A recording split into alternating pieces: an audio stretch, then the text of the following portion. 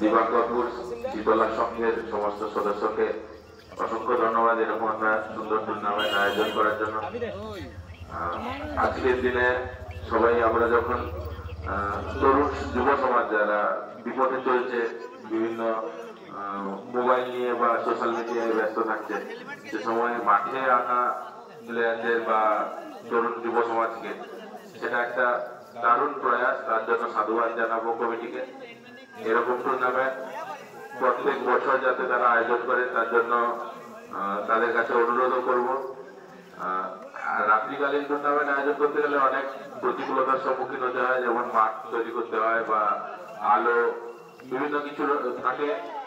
তো সবকিছু এরা সফলভাবে সম্পূর্ণ করেছে, তার জন্য কমিটিকে অসংখ্য ধন্যবাদ এবং অভিনন্দন।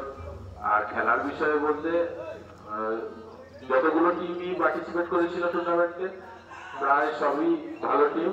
তার মধ্যে যোগ্য দল হিসাবে আমাদের অপোনেন্ট তারা চ্যাম্পিয়ন হয়েছে, তার জন্য তাদেরকে অভিনন্দন।